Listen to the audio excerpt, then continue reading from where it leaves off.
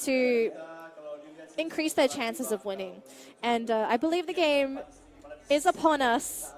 And here it is. The draft is now live for Infamous versus Impunity. Ladies and gentlemen, get ready for game 4. We're going to send it over to Riku and Asurai. Take it away. No rest for the wicked. 4 straight games. Idris Glaive ban. What is happening? I'm loving this Lance takeaway because Clowny has been effective in this tournament with the Lance, and he's definitely not going to be placed in the Grace. Catherine being used instead. You know, Impunity is fearing the second rotation ban on their comfort protector, their frontliner. So this is actually pretty smart of Impunity, knowing that their DPS hero pool is actually very healthy. So why not just take the safe path into drafting and not reveal too much, but getting these types of protectors, their frontline tanks, so that they can be in a more comfy spot in drafting. Yeah, so Catherine, pretty easy first pick here for Impunity. The Taka ban actually prompted Infamous to actually go for the Celeste, because Taka's also good at countering these mages because he can stick to them so quickly. So Infamous is just going for the counter ban as well. But because of that, it could have gone either way. Celeste or Scarf, so Impunity will answer for the Scarf. This looks like a pretty safe composition for Impunity, and they might just go for a hero that's They can go stable. Kestrel. If they're still comfy with the Kestrel. I don't think they want to, just because there is that, there's still the possibility of another counter that might come out for Impunity. So might they just go for a safe jungler for the meantime. Kroll could be good here, as it would bash into the face of Scarf, and then at least any other jungler that Impunity might have would not go for the jungle invade against a Kroll, but we'll just have to see. We'll have to see what they're going to be locking in. Looking at their previous draft before, they're very, what do you call it? They had the Black Feather before. They played out the Samuel. It's one of their favorites in the series. It worked out wonders during the previous games, but I'm not sure if. I feel like Infamous really wants to end this time around. I want to see a Sky come out from Spaghetti. I think that he can actually play it here against this composition because it's not heavy to punish, and I am right. Aha! Look at your celebratory dance. Think about it. If you went for the Kestrel, it wouldn't have too much mobility. Catherine, at least you can be able to maybe Suri Strike out of the Blast Tremor from that, and then Goop Fire can be countered as well. Plus, if the Catherine is in the front line, if you build it into weapon power, you can actually shred that easy if you got the lock on. So this is really good pickings coming in from Infamous. Now the choice is they're going for the Black Feather instead. I was about to ask if they're going for another backline damage dealer. Now they settle for that balance on towards that Black Feather. So really solid draft. Actually taking it away from Impunity because they drafted similarly before. So it's both a takeaway plus something that they're going to be comfy with. This time around, Black Feather, Scarf. What is their response here? If I look at their previous picks from before, especially the match between Popeyes yesterday, they love the Scarf. Let's see what they're going to get. If they didn't have the Scarf ready, I think I would have answered for a Batiste. All right. So there we have it. This was, I mean, Impunity had no other choice. Any other weapon-powered heroes wouldn't have done too much. I don't think a Gwen at this point will be good anymore because I think that was Chini who said that if you pick another Gwen, this actually gets countered because you got yourself 2 dive heroes. You already said it, Sky and the Black Feather. So Ringo would be pretty good. At least he can hold his ground. And he has, you know, he's the basic hero. He can do everything, but not perfect. Because check out, all right, we're gonna go into the Halcyon Fold and check out the itemization from Coeur d'Ivoire. He has bought himself Minion Candy and Dragon Blood contracts. So this just says that from Impunity, we're still gonna go for our rotations, but now we're more aggressive and we're gonna try to outmaneuver you guys. On the side of Infamous, rather, Uni will be playing as the jungle Sky here, which I feel is stronger than a jungle Scarf. That if the Scarf goes in for a regular jungle path, Uni can actually go and dive upon it and maybe even get the kill because that's going to be a 1-for-1. And there's a lot of a 1v1, and there's a lot of ability here that Sky has that can, be able to get away from the damage of the Scarf. Due to this drafting, it really forces Impunity to be more active in their rotations, not fearing the siege coming from Infamous, as this is Spaghetti on the Black Feather instead. Sky, in the meantime, Uni rather, is going to be safe for now. Comfortable positioning rather in his jungle rotations, and I expect this is going to be a safe early game for the meantime, for the first 3 minutes, I expect. Yeah. But for Clowny, the reasoning behind this, Impunity should be a little bit too careful because this is a Lance that can turn things around. That was very questionable coming in from Spaghetti here, and that would spell first blood for Impunity. Clowny saw that already, so he should have given the information to Spaghetti so that Spaghetti won't go for the last hits, but first blood taken away by the IMP. Just that I was saying that Clowny could turn things around. Suddenly, the Impale misses. It goes in between the 3 members of Impunity. Sky gonna land in the barrage. The poke. Looks like it's not gonna scare them away. 3-man rotation once again from Impunity. First blood goes to IMP. All right, so I'm just going to say this for the last time. We're getting game number 4. For you viewers out there, this was coined, this strategy was coined by my co-caster, Lusuria, wherever he is. Shout outs to you, man. And he has called this the Sentry Rotation of Impunity. Basically, what they do is they push the wave as fast as possible with a push comp, go to the jungle, take out the Elder Triad, and try to get their jungle as fast as they can, and just keep rotating. Come 4 minutes, they're going to take down the Crystal Sentry and try to beef up as much push power as they can and force their opponents to try to deal with them. If they can't deal with them, then Impunity have a snowball to work with. If not, then we'll just see what happens. But still, so now Impunity trying to go for that one, and INF, or rather Infamous, trying to at least answer it with a little bit of counter siege. I feel like if that Impale hit, they could have gotten a kill to Croix d'Ivoire. If you followed up with the Gynthian Wall, that was the perfect positioning. But Clowny, early game, Lance, the micro's not hitting, but it's okay. Still a little bit too early. Impunity really has a nice control over the game for now. And Infamous this time around really has to be careful. Yeah. So here's the other thing. For me, I feel like come late game, it should be Infamous to win this one because they got a lot more damage coming out from the Sky. Sustained damage from Spaghetti. But in a way, that kind of is what Impunity has as well. You got yourself the Scarf that has damage with the Goop Fire, and then Def Q on this Ringo will just keep the auto attacks alive, and we'll see what happens. Jungle has intensified Gold Miner to come out as well. And here it is. Impunity will be looking to maybe get that Crystal Sentry. Oh, never mind. Actually, by time on myself. Yeah, there it is. They're going to wait for that to run into the jungle and maybe take it out. Infamous going to be a little bit more patient as Croix d'Ivoire doing what Clowny did in the previous game where he was flexing and stuff and doing a little bit of emotes. Croix d'Ivoire doing the same. Running that show, looking really confident. The tilt is not visible when they do that. So Impunity, with that win, really is going to empower them this time. Really like the rotations. Level 5 are both Blue City and Def Q. Meanwhile, it is both level 5 as well for Spaghetti and Uni. So they're quite even in comparison to what happened earlier where Impunity had even levels. Oh my god, Clowny is being burnt alive still! How does he survive this one? The fountain will keep him from the edge of destruction, and Uni, trying to deal damage from the sidelines, will not be able to put the fear into the eyes or into the hearts of Impunity. And as they go for that aggressive push, look, as they try to go for this Crystal Sentry, Flare will be spotted out so they know that there's some shenanigans happening, and this, well, the CS will be taken away. And that's Impunity with their standard push that it looks like Infamous are going to be okay, bending over for that. Exactly. Infamous definitely underestimated the damage coming from Impunity.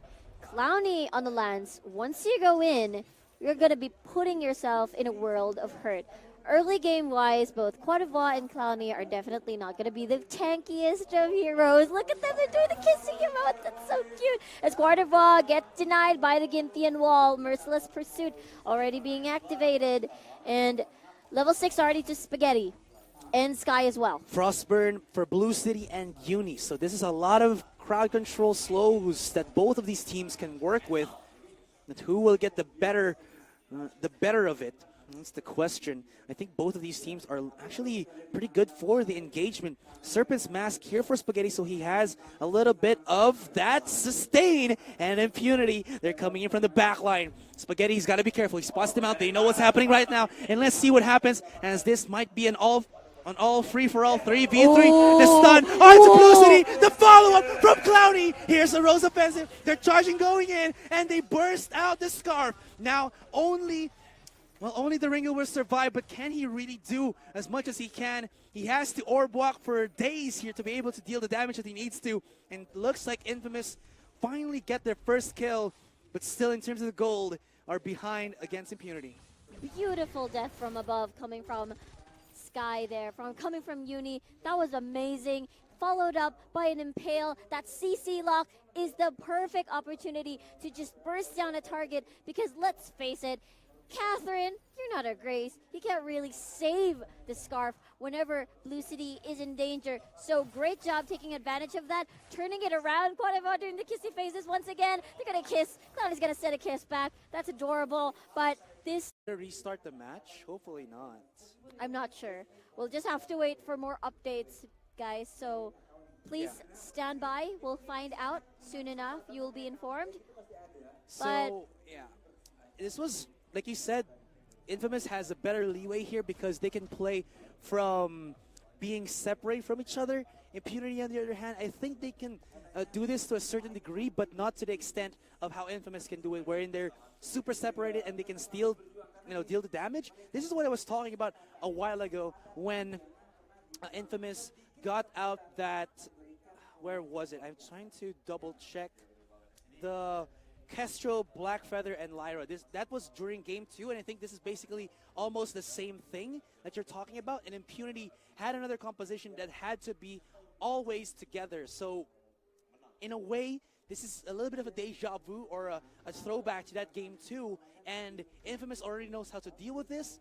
Now the thing is, can Impunity actually adapt to that previous game and put it into this one? We'll just have to see. I'm really, really excited about this match. Infamous drafted something that's a little bit, risky to pull off. With a Sky, it's something that they played for the first time in this tournament. We did not see a Sky yesterday when they faced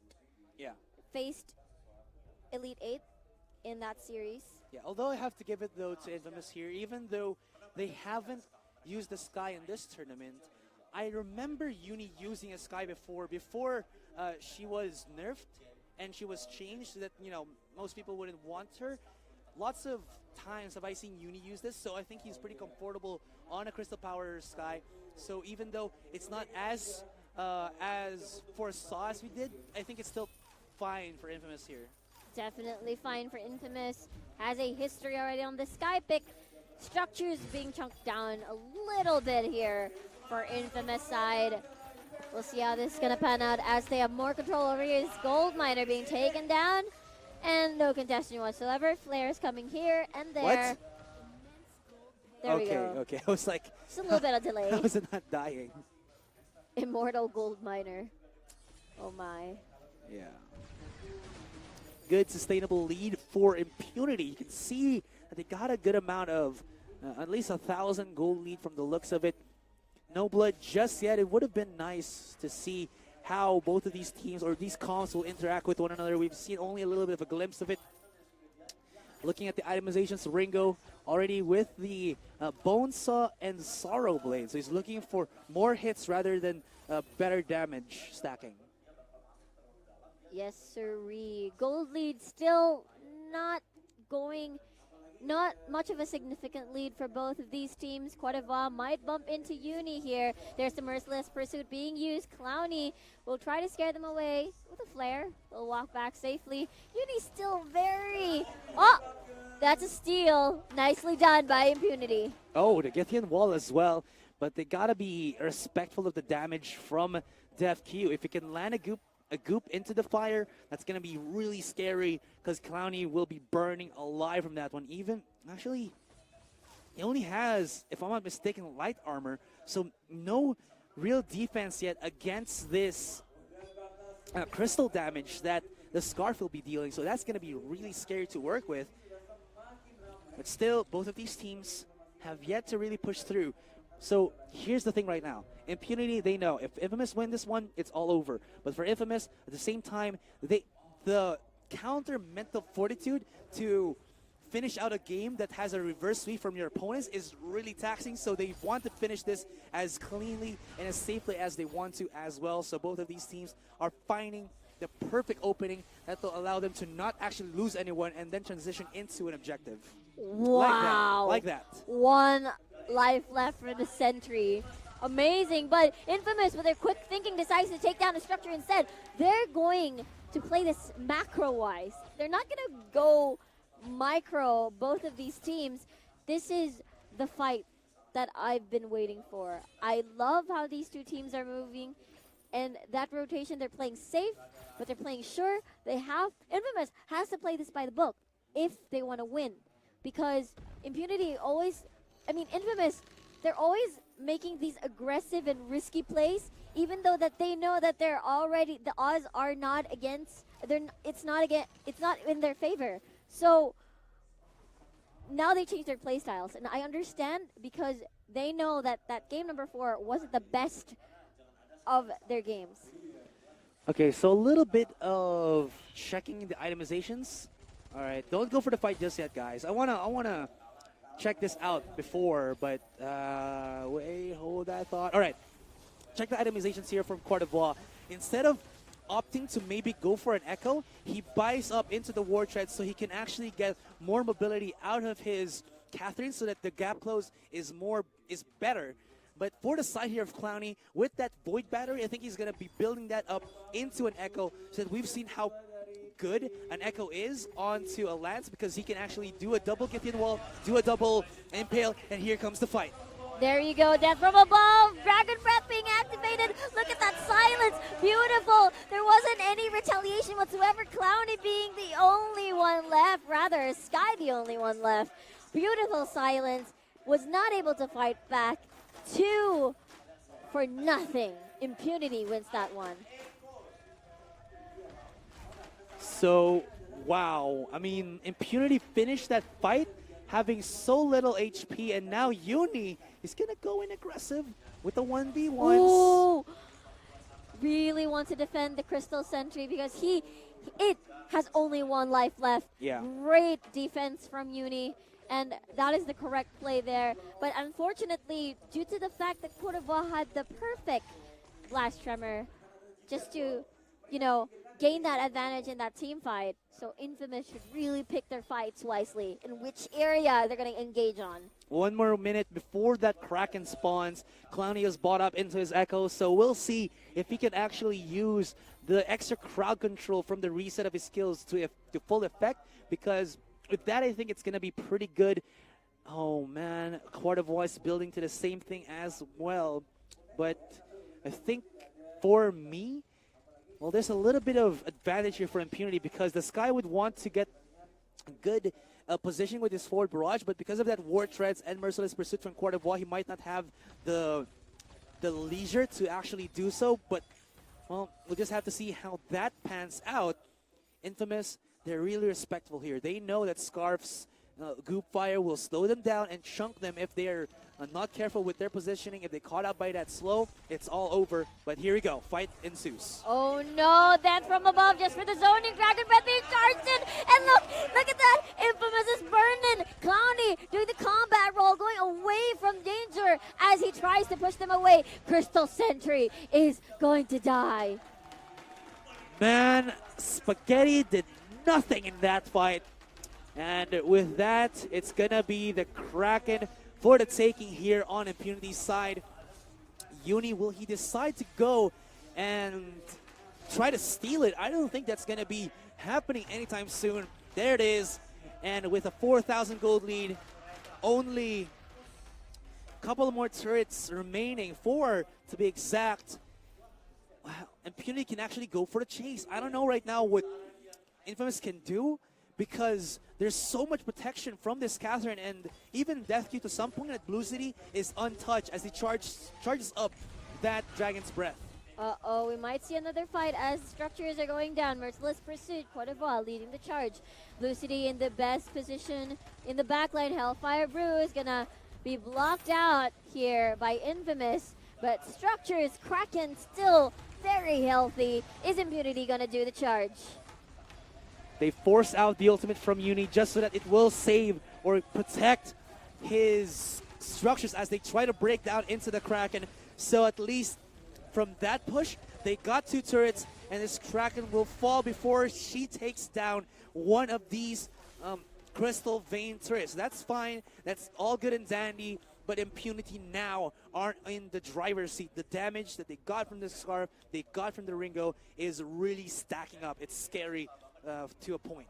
The thing is, the reason why Infamous keeps winning the previous fights, or rather, the previous fight, just that one single instance by getting the Scar, is because if they initiate first, there's a better chance for them to actually gain the advantage, because they're more of the, what do you call this? They're more of the initiate type than the burst someone down. But for Impunity, it's the same goes for them. It's just that every time that these fights happen, Infamous gets the initial burst, so they're forced to back away. Blue City, no threat at all. No dive, no threat, which means free hits coming from Def Q, free hits coming from the Scarf, and he's just gonna have a fine day. So to counter that, don't allow Blue City and Def Q deal the backline damage. Create that opportunity for yourself. It's just that it's always Impunity one step ahead of Infamous. So you can see now in terms of itemizations, Atlas Pauldron being bought up by Clowny, and Spaghetti, Full Metal Jacket already onto this guy. So what they're going to be doing right now is survive the initial damage and try to get the activation of that Atlas so that it'll slow down the damage of the Ringo. But a fight might ensue right here as Impunity going into the front lines. They're chasing them down. Spaghetti's super low. Whoa! There's the Rose Offensive. Blast Tremor as well. But he might have found the back line. But no, it's not going to be enough. A second Blast Tremor just for the silence. And Uni and Clowny, they got to go and run away. That is, I don't know, because you saw Clowny use the Ginthian wall already, preemptively, because he was expecting them to go aggressive once again as usual, and the Blast Tremor, was the Crucible on cooldown, because we've seen a couple of teams cancel out these AoE debuffs in team fights in initiation, and they normally cancel it out, but this time around it's not happening. I'm not seeing the outplays. I'm not seeing the reflexes being caught out. Looks like, I feel like the Crucible has already been used earlier. That was cool. So Yeah. I guess it's really disadvantages of Infamous, and really well played by Impunity by playing around the cooldowns and knowing when to strike and what is the best position, because the Blast Tremor got 3 targets in that cone, and that was the perfect setup. You see, every time they get silenced,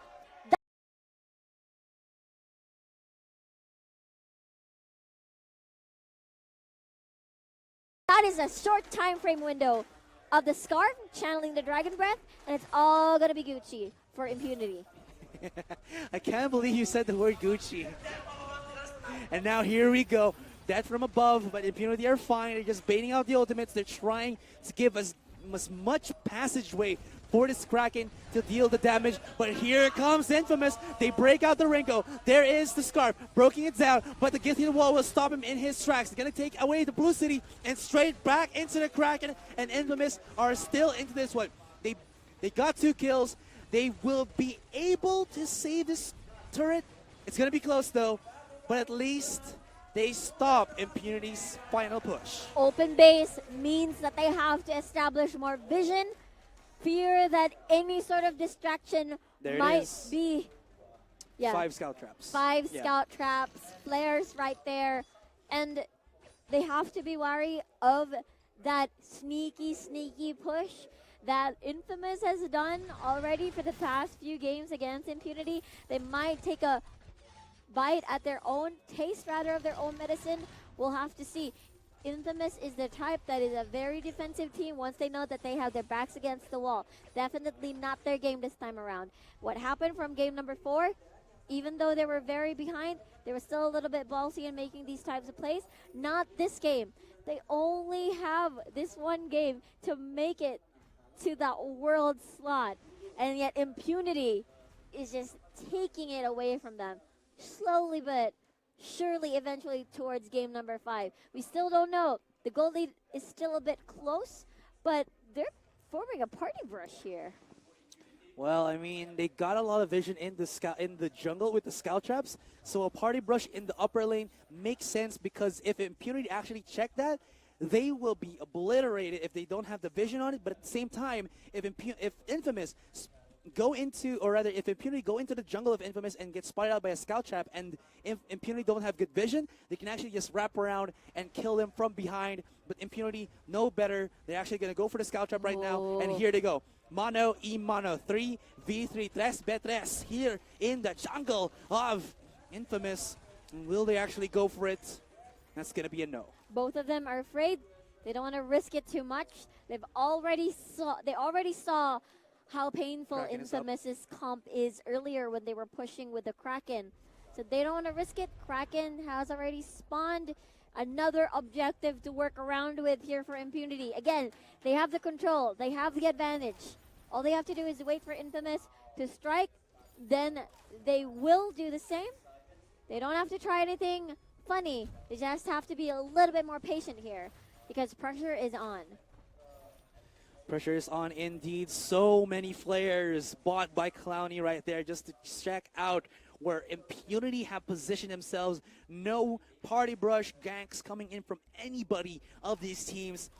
I mean, this feels like a game 5. Both of these teams not really wanting to go into that, or rather, Infamous don't want to go to the next game. Impunity at the same time, they want to go for it, but it's going to be very deadly here. Clowny's baiting him out right now, and here we go. The fight ensues. Blast Jammer baited out from Coeur d'Ivoire. They're chasing them down. There is the Hellfire Brew from downtown. It's going to connect on to Uni.